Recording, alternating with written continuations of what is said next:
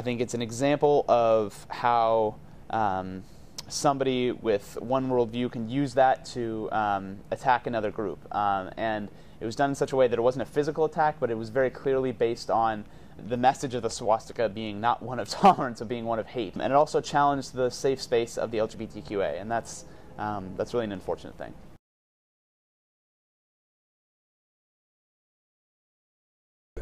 The boundaries of free speech get pushed, I think, a lot more on campuses than almost anywhere else, because college campuses are known for a place where free speech is supposed to be nurtured. And to the extent that that's true, I support it. The problem I have with it is that so much falls under the idea of what constitutes free speech, so that you can end up saying pretty much anything you want about anybody as long as it's not libelous.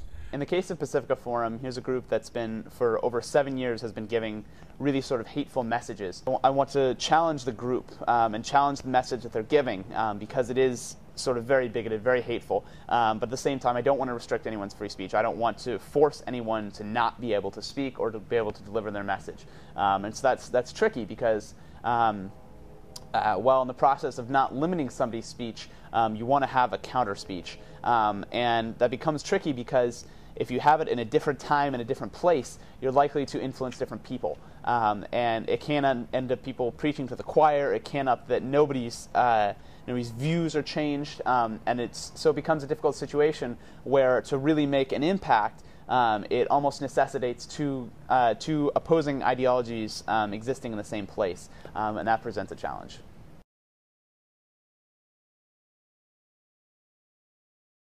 There's a lot of days when you can walk down to what's the heart of campus, 13th and University Street, and you can hear a pin drop because it's just so dead. There's just like nobody doing anything. And that's not true every day, but it's frequently true. And I just thought that was very strange on a university campus. And I think that at least you hear some chatter of conversation, but like there's a lot of times when it's just completely devoid of anything.